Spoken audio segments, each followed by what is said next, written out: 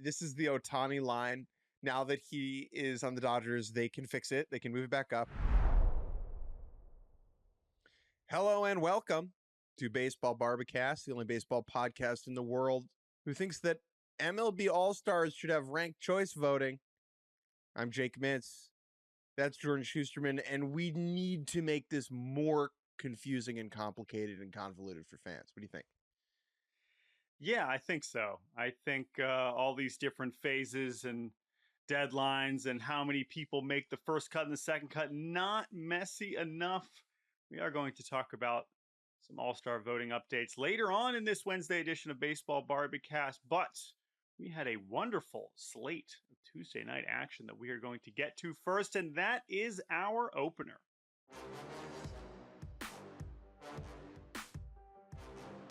All right, Jake, we teased this a little bit on Monday, the major league debut of right-handed pitcher Chase Burns. And I would say this did not disappoint as he comes out and strikes out the first six batters, or I guess the first five, allows a single, six strikeouts through the first two innings. And while he ultimately leaves with a no decision, the Reds go on to win in extra innings. You know, they get to him a little bit in the middle innings. Ben Rice hits a homer off Chase Burns. It's so great when it's like, hey, go watch Chase Burns. He throws really hard and has this really special slider. And then it takes 30 seconds for you to basically see what Chase Burns is all about. It was very, very satisfying to watch. In the same way that the beginning of a baseball season clouds your understanding of a player, like in my mind, Andres Jimenez is still having a good season, even though I know he's not, just because he homered twice on opening day. Same thing with Tyler O'Neill, right? Every year it's like, oh, opening day. That dynamic exists with prospects as well, because first impressions, they do matter. And Chase Burns will now always be the guy who collected his first six outs as a big leaguer on strikeouts. Now, I thought the most impressive at bat was the one against Ben Rice in the first inning. I know Rice homered off of him later in the game, but he goes down 3-0 and he's just like, just give me 1 second, Ben Rice. Let me just pull out three consecutive 99-mile-an-hour fastballs. And then he strikes him out.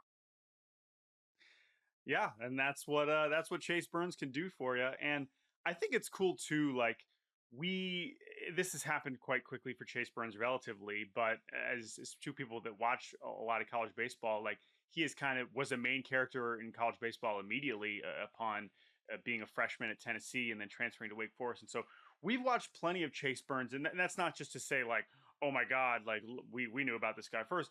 But it is also important to remember the perspective that most people haven't. And especially when his first start comes against the Yankees, a perfect example is, our wonderful producer, Andrew Hartz, the Yankees fan, who's watching James Burns just mow down the Yankees for the first couple innings. And it's like, oh my God, like this guy, this guy's unbelievable. Of course, they get to him a little bit after that, but it is cool when you get to announce yourself in that state, because not all major league debuts come against Aaron Judge, right? And so there's only one of those in general, and then to be able to do it and look this good and give Cincinnati, another really, really, really special arm. I think another moment that stood out to me was him landing. I can't remember which at bat it was, but he landed just a changeup at like 93 or something, and he only threw 8 of them. But this was another moment when I was like, man, like if Chase Burns can figure out a changeup, we're really cooking now. And the reason I bring that up is because there's another really hard throwing pitcher in Cincinnati who has had a lot of success, still mostly just throwing fastball slider, and that's Hunter Green. Now, Hunter Green has started to kind of introduce a splitter more recently that has sort of helped him. But the questions with him for years has been, all right, can he find that third pitch? But ultimately, when your first two pitches are this good, you're probably going to be okay for a while. And I think Chase Burns is a good example of this here. And his pitch mix is going to be a very compelling thing to watch moving forward. But if he wants to just blow fastballs by guys, I'd be fine with that too. There was also the moment in the first inning. So he strikes out Trent Grisham. He strikes out Ben Rice. And now he's got Aaron Judge. And I think he had said before the start, like, my welcome to the big, I'm paraphrasing here, but my welcome to the big leagues moment will be seeing Aaron Judge in the box, and here I am facing the greatest hitter alive. First pitch to Judge, is like a elevated hanging slider. Not a great pitch, but like catches the middle of the zone, middle up, easily a strike, and the ump just misses it. Completely misses it, calls it a ball. And in that situation, some young pitchers making their debut would maybe freak out, get out of sync, and get out of sorts. Nope. Chase Burns, foul ball, swinging strike, swinging strike. Thank you, Aaron Judge. Have a great day. Yeah, you're so right, dude. Like, this being against the Yankees was important. It really was, because Yeah. half of the baseball fans are Yankees fans, and now half of the baseball fans know about Chase Burns. Yeah, no, that's exactly it. And sure, it wasn't in the Bronx or whatever, but no, there's just more people watching Yankees games, and so it is a rare opportunity. And now you just have another pitcher. Lucky us, we talked about Jacob Mizorowski recently, and by the way, Chase Burns, again, debuting this late in the season, it's hard. The NL Rookie of the Year race is still very open, and I'm the number one Drake Baldwin fan, but if he's only going to play 2 or 3 times a week, Agustin Ramirez is in that mix, Ben Kasparius is in that mix, but if guys like Chase Burns and Jacob Mizorowski can rattle off 13, 14 nasty starts and Yeah. rack up a ton of strikeouts for maybe two teams that are fighting for a postseason spot. I don't know that again, the NL Rookie of the Year race, AL is not as close. We'll talk more about Yeah. Jacob Wilson later, but this is it's hard not to watch that and just be like, how much of an impact can this guy make? Because he, especially for pitchers, even though statistically it's harder to rack up the again, just the playing time, it's more of an event, right? When you're throwing this hard where your stuff is this good, people are kind of being like, oh, wow, Burns is throwing. Like, you got to take note in a way that rookie position players kind of just go along their way. And it's a lot almost harder for them to stay as relevant when it's like their day. It's also a great reminder that last year, the NL Rookie of the Year race was generationally awesome with Jackson Merrill and Paul Skeens, and how both of those dudes would win in pretty much any year. Like, if Merrill was having last year's season right now, we could bring him the Rookie of the Year award to the All-Star game, and he could just take it home with him. Like, this is a very different field than what we saw. The Yankees do lose this game kind of in ugly fashion. They take out Carlos Rodon, bullpen fumbles it away. They lose in extras. The Yankees are kind of a weird spot. This happens every year where the Yankees go through a rough stretch over the summer. I imagine soon we'll have Brian Cashman, if he hasn't already been trotted out, to tell everybody that everything's fine. That will happen in the coming weeks. He's probably right. I still think the Yankees are the best team in the division. Teams go through cold stretches. I'm not particularly concerned. Other big nugget from last night, another scintillating performance from a rookie who once played at the University of Tennessee, Christian Moore, who was a top 10 pick in last year's draft, a very divisive prospect, which we can get into for a second. He was drafted by the Angels, and because the Angels bring their prospects up faster than you can say Christian Moore debuted a handful of weeks ago in Anaheim, and before last night, frankly, was terrible. He was 5 for 32 leading into last night, but against those Red Sox, those disastrous, fumbling, bumbling, under 500 Red Sox, Christian Moore, 2-homer game, late solo shot to tie it, and then a walk-off 2-run bomb in extras. One of my favorite things about the Manfred man, the runner on second base, is when the visiting team scores in the top of the extra inning and is up 1 going into the bottom, and then the team in the bottom half just hits a 2-run homer to end it. Delightful thing. That's exactly what happened to Christian Moore last night. Yeah, I think that's also one of people's least favorite things about the Manfred Man, but I kind of go back and forth about it. I think, of course, moments like this are great. One other gripe about this highlight, though, although it did provide us an incredibly funny moment. So, first of all, the homer that he hits in the 8th is just like what Christian Moore is all about, right? When he connects, when he can pull a ball in the air, he's got real juice, he's got real physicality. and that's just what it looks like. He gives you the spicy bat flip, and it's like, damn, like that's Christian Moore. Like I know what that looks like. That's awesome. Now the 10th was a little bit different because he hits it to kind of right center. And I think this is probably my least favorite ballpark feature in the whole league. Yeah, I I feel pretty agree. good saying that. This is just terrible and was not always the case, by the way.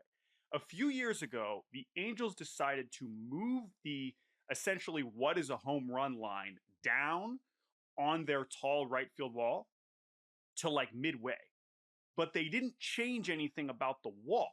So it's still basically just a wall and the line is just in the middle. Now, I know there are a couple other examples of this across the league, but this is the worst one because there are so many examples where a guy hits it and because of where it hits above the line, but off the wall, it just looks like a double, which it was for years and now is.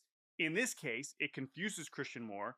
He thinks he has a triple that tied the game. Instead, he is told while he is celebrating and wagging his tongue at third base and giving us some good, more Christian Moore spice, he's like, hey, actually, dude, you just hit a walk-off home run, which is cool, but wouldn't it have been better if it went over a fence like most home runs? And I understand that to me, just leave it the way that it was. Keep it so that it's not a home run unless it goes over. So everybody, there's So no communication, whatever. It drives me crazy. So it gave us this very funny moment of Christian Moore realizing in slow motion that he hit a walk-off, but I just hate this about Angel Stadium. hate it too. This is the Otani line. Now that he is on the Dodgers, they can fix it. They can move it back up. Call me controversial. When a ball is a home run, it should be intuitive for the fans in the stadium that the ball is a home run. Let, Cancel me. let alone the players. It should be intuitive for the players hitting the home runs. That should be even more important. So yeah, I just think visually it is so frustrating. But anyway, however it went Here's what over, I would it do. counted. It was a homer. It was a walk off. It was very cool.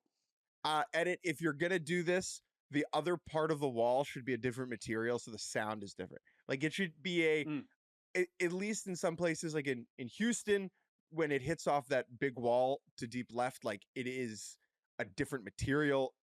Sometimes you can hear it, like the clang when the Howie Kendrick home run off the pole. Give me if it's not going to be visually distinct, give me a different ringtone for a home run over that yeah. wall. Yeah, I think that's a fair edit. Again, like I know there are other cases of this across the league, but this one is also so bad because this one was more to right center or closer to center than like down the more pulled. But some of these are also just less impressive, and Mm. it just doesn't look cool. Like some of the other ones, the line is so high that if you hit it over that, it's like yeah, that's a homer.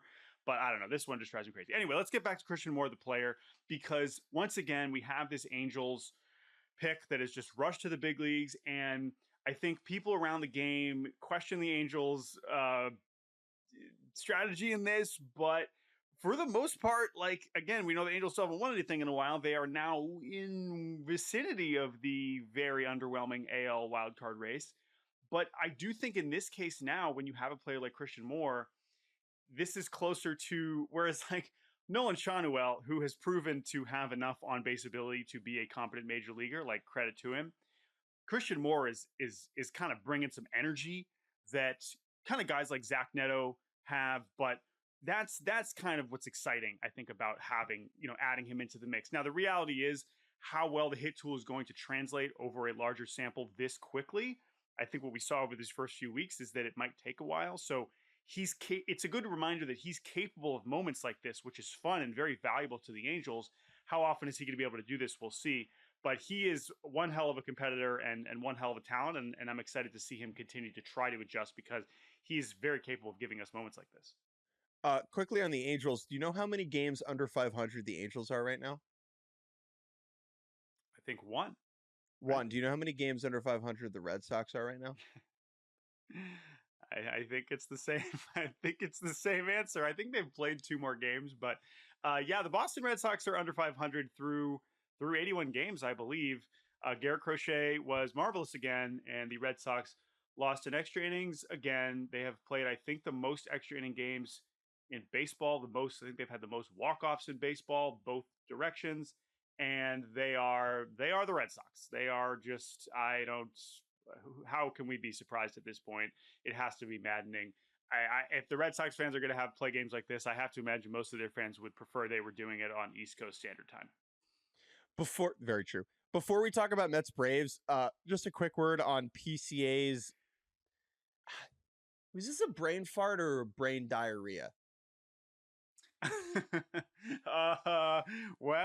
There's some phrases we could probably put in between there. I think the stakes in the game probably don't make it full diarrhea, but this was pretty bad. This was a situation where it was 1 out and not 2 outs, and Alec Burleson hit a deep fly ball to center field, and PCA ranges back as he does so often and makes the play against the wall and kind of clearly assumes it is the 3rd out and thus sort of settles under it and kind of leans against the wall and turns around. Meanwhile, Mason Wynn, I believe, who is at second base, is like, well, wait a minute. Like, obviously, I'm going to tag and get to third because it's 2 outs and he's way out in center field. But he thinks it's 3 outs, so I'm just going to keep running, and I'm Mason Wynn, and I'm pretty fast. So he comes all the way around, gives the Cardinals an extra insurance run, which proved to be very valuable as the Cubs mounted a rally late that came up short against Ryan Helsley. And it was, not PCA's brightest moment. I mean, I think this was, as he said himself after the game, I did not play the game of baseball very well today. And I think that was one example. I think there were a couple plate appearances that were examples of that as well. And PCA has been flying high. He has done little wrong this season, and we adore him as a player and a person. This was not ideal, and I think especially in a game that does matter, as the Cardinals and Brewers are very slowly trying to catch up to the Cubs. It was a tough look there for our guy Pete. 2 thoughts on this. One, Crow Armstrong has earned himself a blunder. He's built up enough capital here for this blunder. The MLB Twitter account, do you know what the caption was for this highlight? No. Mason Wynn scored from second base on a sac fly, brain explosion emoji. Come on, brother. That is not what happened. I will say, I mean, impressive. Here's what I'll say on running, this. sure. Yeah. You even with the mess up, you do have to be a level of fast to pull this off, which Mason Wynn is. But this is not Chandler Simpson, who did this in college on like a regular fly ball to center field. This is a mistake. So credit to him. If I was standing credit to Mason Wynn, it was a cool moment. If I was on the warning track, and I caught this ball and knew how many outs there were, Mason Wynn would not have scored. Yeah, probably not. Well, because he would have known. He'd be like, man, that Jake Mintz, he's got a cannon. He's got it. Oh, maybe Mason Wynn's like, oh man, that center fielder's got a limp noodle. I'm gonna keep huffing it around third. Underrated part about this play, people are gonna be like, why are you not criticizing PCA for this screw up more? I don't care. Crazy throw from the warning track. Yeah, it makes me want. I mean, again, we know this better than anyone, right? I mean, the king of this, Mr. Cespedes, he made all kinds of highlights screwing up and then showing off the arm. So honestly, it's true. Like PCA, in addition to having amazing speed, amazing range, amazing instincts, all these other things, he does have an amazing arm as well, which we really don't see that often. And so I would love for him to have more blunders like this so that we can see him kind of let it eat. Very backyard baseball coded. You want to get that power up on offense, so you manufacture the double play on defense. Perhaps that is what PCA was going for. One last topic from last night, and then we'll take a break. Braves Mets. I was in Queens the last 2 incredibly hot nights. It was like 101 yesterday in New York, the hottest day on record in the Big Apple since 2012. In the Mets could use some AC. They dropped the first 2 games of this series against the Braves. That is now 5 straight losses against the Braves dating back to last week. Francisco Alvarez getting sent down is a very interesting development. The Mets catcher going to AAA. David Stearns spoke yesterday. So one of the things I like about David Stearns, the Mets president of baseball operations, he does a presser every homestand towards the beginning. Now, he's very, very, very skilled at saying a lot without saying anything. In fact, I think what he said about Alvarez was somewhat revealing that and reflected what I think we talked about earlier this week, that the demotion had a lot to do with defense more than offense necessarily.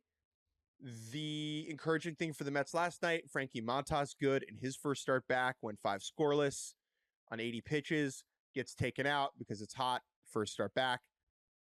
Hector Brazoban starting to lose that luster a little bit. Braves come storming back. Pete has also been horrendous, had a really hot start to this month, and has cooled off since then. I asked Stearns yesterday. So let me back up. The whole thing about Pete over the offseason, right, was like, do the Mets think Pete is a franchise level player? Or do they want to pay him like that, right? So I asked Stearns, I said, do you think Pete Alonso has been a markedly different player this season? To see if I could gather any hints about how the Mets feel about Pete moving forward. Now, predictably, David Stearns, like the GM goat he is, was able to dodge a wrench, dodge a ball, dodge a Jake Mintz question. And was, just like, we love Pete Alonso. He's doing great. But he's not doing great right now. I think that is also very notable. Anything that you've seen from the Mets over this span before I talk a little bit about the Braves? Yeah. I mean, I think the Braves are the bigger story here, just because of the hole that they've dug themselves and how they are slowly trying to climb their way back into it. But I do think with the Mets, yeah, I mean, there were just parts of their team that were playing at a level that was not sustainable, particularly on the mound, especially in the bullpen. Put some respect on my guy Huascar, not Hector Brazoban, who is Did I say clearly Hector? run. You did, which is okay. He has not been very Oh, good recently, no, but no, no, no, no, no, no, as no. That's not as a okay. yeah That's not okay. yeah That's not as okay. and especially as someone who has ascended from winter I ball know. obscurity into high leverage role for the Mets. I would love to see him continue to succeed. I know that we got the debut of Dickie Lovelady last night. That I think was certainly not something I expected.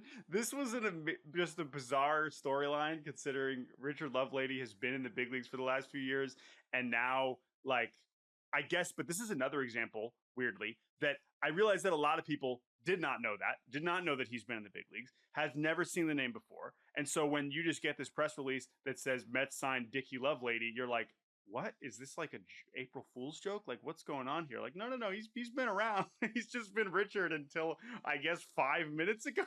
Anyway, he pitched last night, and just the Mets bullpen, the Reed Garretts and Brazoban and all the non-Diaz guys, like, especially with Minter not being in the mix anymore because of his injury, like it's just a little thin. So credit to Montas for pitching well. He's going to have to continue to do that because the margin for error on the mound has clearly shrunk, I think, with New York. I was there for the Dickie Lovelady stuff. I was in the room. It was very funny.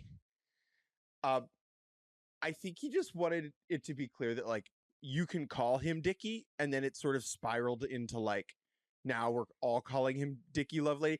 This dude had made 109 big league appearances as 110, excuse me, as Richard Lovelady. And I know. maybe it's like a Giancarlo I situation. I know. It's just a very funny version of that. And then the only other Mets thing before we go to Atlanta and then we take a break is Soto looks pretty good. I mean, Dude, he like, duh, of course. But if there was any doubt that all the underlying stuff would start to come more in his favor, and listen, it's true. Like, Juan Soto did have one of, if not the worst stretches of his career, indisputably. Like, that was a fact. But at no point were we concerned that this level was gone forever. It's just that he did happen to be playing really poorly, and now he's back to looking like Juan Soto, and it warms my heart. the biggest issue I think with the Mets right now is the bottom of the order, because Alvarez is in AAA And because Vientos is hurt and not as good as we thought, and because Jesse Winker's been out for a while, you now have a bottom of the order of Tyrone Taylor, Jared Young, Luis Torrens, Brett Beatty, who's cooled off, Ronnie Mauricio when he plays, right? So it's like, it's not, that ain't it, as the children say. Now let's give a little bit of credit to the Braves. Braves have had a weird one. They've had a weird year. So remember, they start the season off like 0-7 on that Padres Dodgers road trip from hell. Since then, they've been better. They, I believe, are still 5 games under 500. They have quite a mountain left to climb, 4 games under 500. They are 6 back of a wild card spot. That is not nothing. However, something very important has changed for the Atlanta Braves over the last couple of weeks. Jordan, do you know what that is? This Acuna fellow seems to be hitting the Dude, ball quite often. when we talk about all these players all the time, like every good player, right? And when you see one of them that you don't see in person a lot, like that swing Acuna had for the home run on Monday night, it just woke something up in my soul. Like, it was just electrifying. He is a phenomenal ball player. He has been back now for 3 weeks. He has been, I believe, over that span, the best hitter. Yeah, pretty much, or at least whatever, like, top 3, I think, with Cal Raleigh, with Aaron Judge. Yeah, I mean, Acuna, we talked. He reminded us of the first swing of the season. He hit it like 115, 460. It's just, again, it's a word we use a lot. We just used it with Christian Moore earlier. But if we're just talking explosive athletes in the batter's box, it doesn't get much better than Ronald Acuna Jr. It really, really doesn't. I enjoy watching him hit more than I enjoyed Judge. Like, Judge is a better hitter, obviously. I think we agree with that. Judge is a bulldozer, and like Acuna is more of a Beyblade. I know those things are very different physical entities, but like the way that he's able to move and the way he can really like stretch his body. Like, I tweeted the open side video of him homering. You can just see him like pulling his muscles out in order to whip them forward through the zone with force. He is just a fantastic watch. Last night, he goes 0 for 3 with 2 walks, and the Braves win anyway. His presence in the lineup is really significant. And Atlanta is now in a fascinating situation where, you know, they've been unlucky. Their run differential is better than that of a team that is 4 games under 500. They have been in this type of situation before. 2021, obviously, they're way out of the mix. They come storming back, sneak into the playoffs, end up winning the World Series. I think that season acts as something of a crutch and as a roadmap for this team, where Brian Snitker, the skipper, can just point to 2021 and be like, hey, we've climbed out of this before. There's legitimate belief. A lot of the players in this room are the same. A lot of the leaders are the same. I think it's a crutch in that Alex Anthopoulos, the GM, the Pobo, excuse me, is more likely to be like, oh, well, we'll figure it out. Like, we've done it before. And I think they might need to be a little bit more proactive than that, particularly in the bullpen, where Raisel Iglesias has completely fallen off a cliff, and they have 1.5 relievers that I trust. I trust 0.75% of Dylan Lee and 0.75% of Pierce Johnson. And that's about it. Ozzy Albies, I am incredibly worried about. I think the time has come potentially for him. He has a $7 million team option for next year, which obviously we would have been like, yeah, they'll pick that up for sure. I don't know if that's a given anymore. If you lower the plate appearance threshold, I believe to like 300 plate appearances, which is overqualified hitters, right? I'm just talking about guys who are playing a lot. He has the second worst OPS in baseball, ahead of only Michael Harris, his teammate, who has also been horrible. I have more faith in Harris figuring it out eventually. His problems are more about swing decisions. He's chasing way too much. Whereas Ozzy, is simply not impacting the baseball anymore like he used to. He is slashing, oh my God. He is slashing 225, 297, 329. I mean, Yeah. big yikes. Yeah, no, he's been awful. I will say, just looking ahead, they don't have infielders up the middle. Like, that's part of the problem. They already, replaced Orlando Arcia with Nick Allen. I don't really know what the status of Nacho Alvarez is, but like, he doesn't seem to be like banging down the door. So we'll see. I agree with you. Like, yeah, it's not an expensive team option, but if he's going to be this bad and the Braves want to make a tough decision the way that they kind of did with like Travis d'Arnaud last year, maybe they will. But anyway, the Braves are strange, but they do have enough high-end talent to remain relevant. Jake, let's take a break. When we return, we head out to Las Vegas to talk about the A's. We'll be right back. And welcome back to Baseball Barbacast. We had some fairly large news earlier this week, and we need to talk about it. The A's of currently Sacramento, formerly Oakland, and several other cities have officially set their course forward in Las Vegas, Nevada on Monday. The A's ownership group, as well as several players.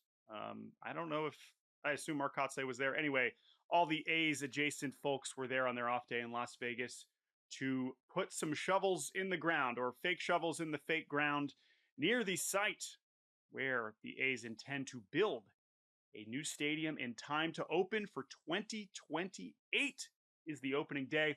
And there's a lot to get to in this story. Some of the reaction, of course, Commissioner Rob Manfred was there. He had some interesting things to say that I think we should certainly talk about.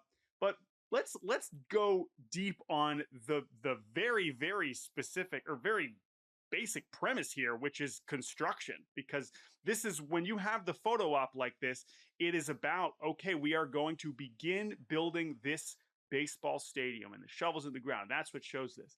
And courtesy of Mick Akers, this is on Twitter, Mick Akers, who is a sports business and transportation journalist at Las Vegas, the Las Vegas Review-Journal. I don't know if this is specifically for me, but he tweeted this out, so maybe this is strict for the A's. But this made us laugh, and so we kind of wanted to talk about this. This is the A's Las Vegas ballpark construction timeline, and I know you got a real kick out of this, Jake. 7-year-old me, who, like many young children, loves construction, Bob the Builder would be smiling and crying if he was real.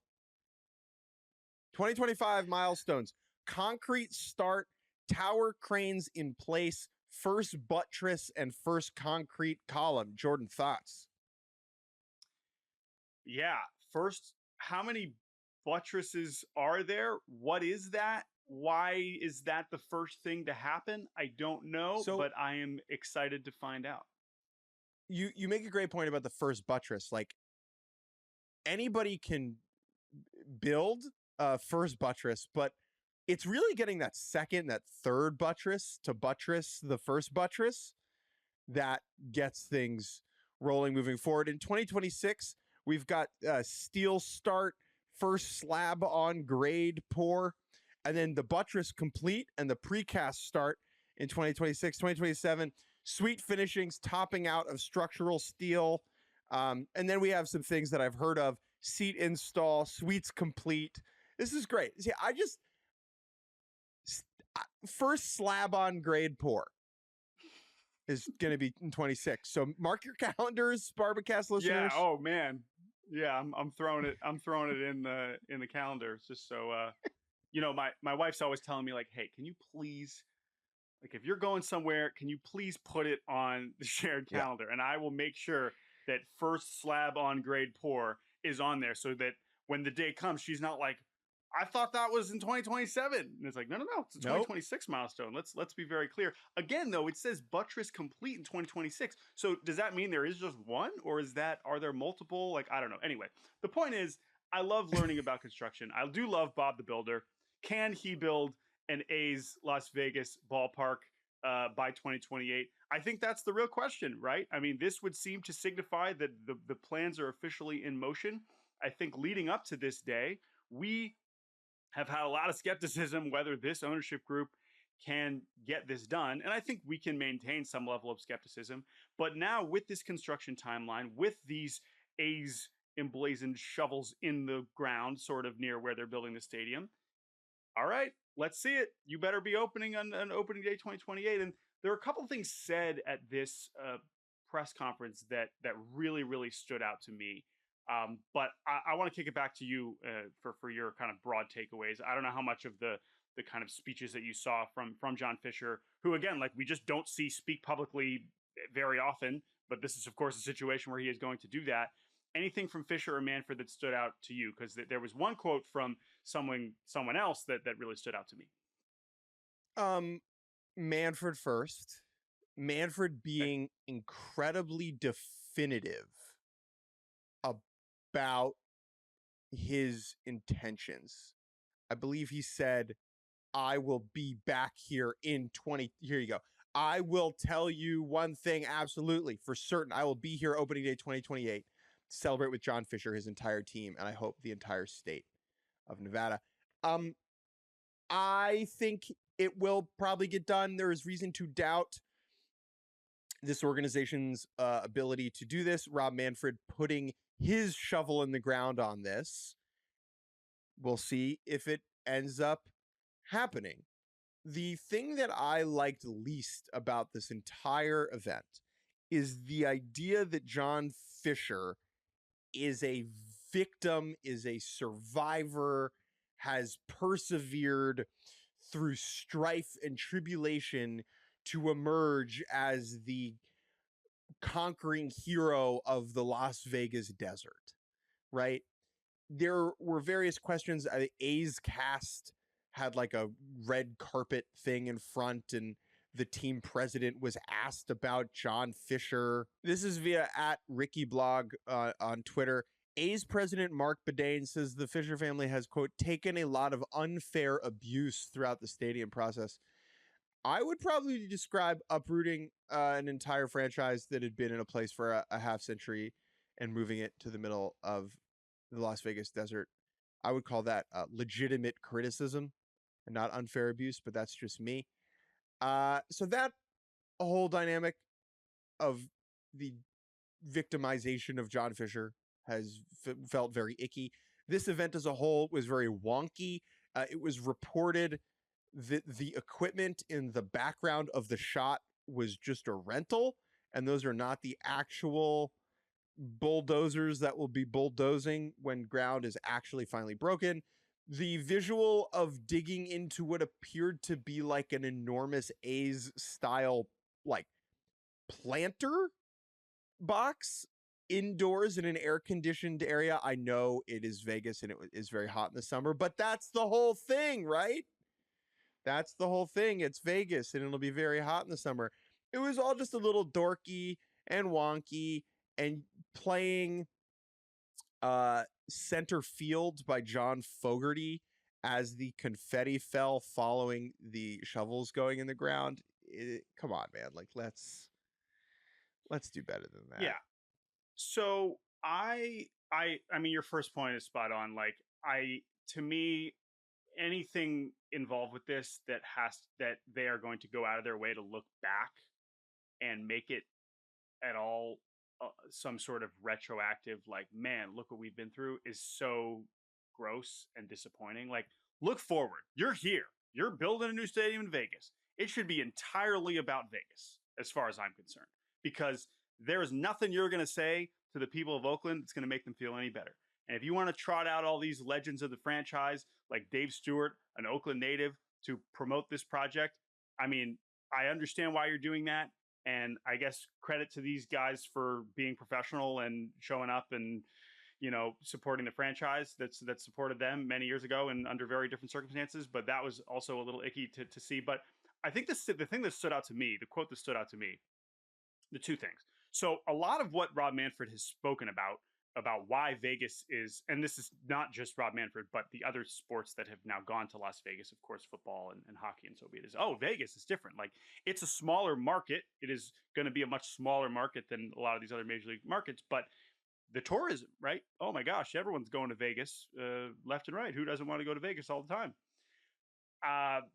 the first thing on that is that like tourism has just been down in Vegas this year and just recently, and if that continues to trend, this is not going to be as much of a like strong point in the commissioner's favor that tourism is going to support this major league team. But the quote that stood out to me, and maybe this is a little bit unfair to the A's and to Rob Manfred because of who this quote comes from, which is the CEO of MGM Resorts International, Bill Hornbuckle.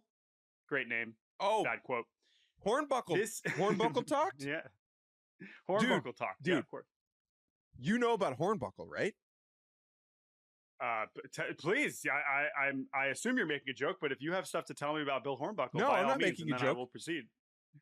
No, I'm not making a joke. You go ahead. You tell everybody about Bill Hornbuckle, what you love so much about Bill Hornbuckle. No, not love. This was not a thing I enjoyed, but it is relevant to something John Fisher has said in the past. What was it that John Fisher said as a pitch about why people would go to Sacramento? What would be so exciting about going to see the A's play in Sacramento? Do you remember what he said? Yeah, you could get to see some of the best players in baseball like Shohei Ohtani, Aaron Judge, and Bill Hornbuckle. Right, exactly. So Mr. Hornbuckle had a quote that I thought kind of reeked of a similar sentiment that kind of concerned me if I was putting this. And well, I mean, again, this is in the story on LB.com. I'm not blaming Martin Gallegos because he's a great reporter and said what Bill Hornbuckle said. Anyway, this is the quote. This is a sports town. It always has been. But I think what's unique about this is instead of a 3-hour game, it's like a 3-day experience. People will come. When you see the Kansas City Chiefs come to town, the town goes red. We had an LSU game here and the town went purple. I can't imagine the same thing won't happen here with baseball. This sounds like Bill Hornbuckle saying, yeah, people are going to come to these games and cheer for the Dodgers and cheer for the Yankees and cheer for the Rangers and cheer for the Mariners. They're going to come to our city and spend money at our casinos and our establishments because for 3 days they want to hang out in Vegas and watch their favorite team. He might be right, but that's a weird way to sell the future of the franchise that you're like the A's, like, because this is the thing, especially starting this with this is a sports town. Like the thing that's been difficult for us to talk about with this, and we are going to continue to struggle with this over the next few years, is like, I don't have any harbor resentment to the people of Las Vegas who are probably excited to have a baseball team, right? And so I'm sure there are people there that are really excited to have a big league team there, and it's not their fault, right? Presumably those people exist. But for this to be said here as like this is why this is going to work because all the other fans are going to come in and enjoy their team. Like, come on. We can't, that can't be what we're saying. It cannot be how we're selling this. And that is disappointing and concerning. Vegas has always been a sports town, especially when the people from the other towns show up to watch sports. Like, also, what a shot at I guess the Raiders, right? Like literally the Raiders, right? Oh man, well obviously they're not cheering for the Raiders; they're cheering for the Chiefs. It's great. Again, the LSU is a different example because it's a neutral site college game. But anyway, that certainly bothered me. All of which is to say, this is an important first step. We have the construction timeline. We will track when that buttress gets completed, whatever the hell that means. And I keep you updated. The next step here. We'll keep you updated on all things Hornbuckle. Okay, if you got Hornbuckle thoughts, Hornbuckle questions, email us. baseballbarbacast@gmail.com/Hornbuckle. Okay, we would like to be the authority on Hornbuckle content and buttresses in the ground. Let's take a break, and when we get back, we will talk more Hornbuckle. And welcome back to Baseball Barbacast. If you are like a construction person, like an engineer, and you can explain what a buttress is, please email us because we are genuinely interested. From construction to the All-Star game, I will transition smoothly. We got our latest batch of All-Star voting updates this week. The game, which is only a handful of weeks away, the players that will be in that game are slowly becoming known to us. Now, the way in which all-stars are voted for now is confusing and convoluted. I, being the second most intelligent member of the Cespedes Family Barbecue, I'm going to pass on explaining this, and I'm going to have Jordan Schusterman, the one who wears glasses, tell you all how this works. Wow, what a treat, Jake Mintz. Thank you so much for giving me this opportunity to explain MLB All-Star voting. So the gist of this is that there's two phases. Okay, phase one, phase two. And I'll be totally honest, this is something I didn't fully understand until this week. One key detail about this. First phase of All-Star voting is here are all the players, vote for them. That's pretty straightforward. And these updates in this phase one have told us, okay, here's who has the most votes. I look at first base. Vladimir Guerrero Jr. and Paul Goldschmidt, narrow for first base in the AL, with Gleyber Torres way ahead of Jackson Holliday, second base in the AL. But what is important is that when phase one ends, the top two from every position advance to phase two. Okay, phase two. But what is most important here, Jake Mintz, is that then the vote totals reset. And then in phase two, you're only voting between the top two, or in the outfield, I believe it is, of course, more than two. I think it is the top six. The vote totals reset. Now, this is important because if you just look at the totals now and you see a guy like Ryan O'Hearn with a massive lead in the American League DH race, ahead of Ben Rice and Brent Rooker and Colt Keith and Yordan Alvarez, who's barely played any baseball, you say, all right, awesome. Ryan O'Hearn's going to be the DH in the American League because Rafael Devers is on the Giants now. That's fantastic. Good for Ryan O'Hearn. However, what my understanding is that now, when phase two begins on June 30th, it resets, and now Ben Rice has a chance to just take over Ryan O'Hearn because he's on the Yankees. So maybe Ryan O'Hearn will end up winning, but it is not as much of a sure thing as I initially understood it to be, because Ryan O'Hearn had got out to such a big lead. With all that said, all those silly caveats and formatting aside about this voting, which positions stand out to you as once we get through phase one and phase two, what are you most interested in? Why it like this? So I think my best understanding as to why they changed it to this is, as confusing as it is, it does allow for like another round of engagement. Whereas right now, if you're a Yankees fan and you see that Ryan O'Hearn's way ahead of Ben Rice, you're like, okay, whatever. But if you find out, oh, I still have time to now Ben Rice advanced to the semifinals of All-Star voting, like, great, now I still have a chance to vote him. So I think it just encourages more consistent engagement, as opposed to just letting the guy get out to a huge lead and then that being the ultimate deciding factor. But again, it is a little confusing. So do you care about any of these? Who are you interested in? Oh, you're talking about specific votes? Okay, so I would say at the very tippity top, I am most interested in like who has surpassed 2 million votes.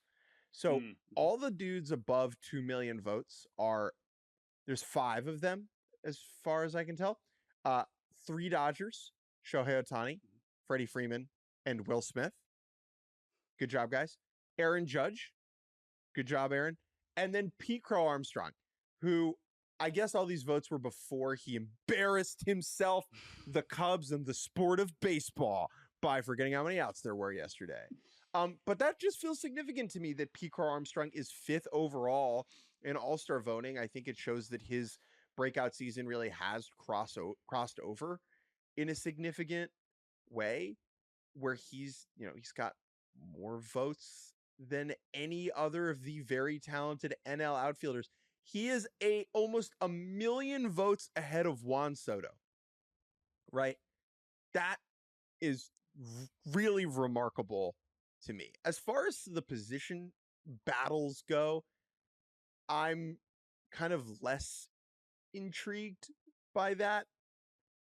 Jacob Wilson being ahead of Bobby Witt Jr., Jeremy Pena, Bo Bichette, and Anthony Volpe and Zach Neto in the AL shortstops is very impressive. The lead that Ryan O'Hearn has raced out to for ALDH is awesome. And I think definitely has to do with teams thinking they can acquire him at the deadline. Like fans being like, oh, well, we'll have Ryan O'Hearn on our team in August. So let's see him in the All-Star game now. Yeah, I think regardless how these end up shaking out, I think what's always compelling to me about all-star races is which fan bases are just kind of feeling Yeah. themselves. And you see that in the Tigers and the degree to which their fans have shown out for not just Gleyber Torres, who's leading at second base, but Javier Baez, who is in the mix in the AL outfield, having more votes than Mike Trout. Of course, Riley Green being second there. We're seeing Dylan Dingler getting a bunch of votes. We're seeing Zach McKinstry maybe being a finalist at third base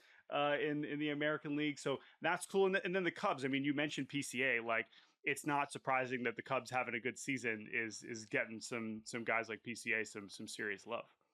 But there's some down ballot love, and that's what's notable here, right? Like, oh yeah, wow, PCA is winning. Well, yeah, he's having a great year. But if you like, oh, Nico Horner is third in NL second baseman. Dansby Swanson is fifth, right? Matt Shaw is fifth on NL third baseman. Right. Like Matt Shaw ahead of Austin Riley is a perfect kind of distillation of just like how those fan bases are feeling right now. And they're like, hell yeah, I'll go get on there and vote for Matt Shaw. Who cares if I know he's certainly been playing better since he got back, but that just always, kind of warms my heart. And there are obviously some other ones. I'm glad they list this many finalists, because that's the other fun part about this, is just seeing that like Canada gave Nathan Lucas 150,000 votes. Like, that's great. Like, I'm just glad that is on a press release, regardless of whether or not he's going to make the All-Star team. There is one player on this entire sheet who is no longer playing for the team they're on. There is like listed, not incorrectly, but it is outdated. And that is friend of the show, Rowdy Tellez, who is 10th in AL first baseman. There are only 15 teams. He will not be able to make up the difference because he's not on the Mariners anymore. No, he is not. And what happens with Rafael Devers will be interesting. I assume he will still make the team on the bench, but he will get to do it with Ryan O'Hearn or maybe Ben Rice or maybe someone else. Because, and by the way, I mean, that's the other thing. It's not just that, Rafael Devers is gone. It's that Shohei Ohtani's gone and Yordan Alvarez is hurt and bad. So the DH in the American League, now's your time to shine, because this has not been a very available spot in the All-Star game in recent years. They should let Rafi Devers start the All-Star game at third base. Would he play third base in the All-Star game? Would he play first base in the All-Star game? I totally agree. All right, that is our show. Before we say goodbye, just a look ahead to the rest of the week.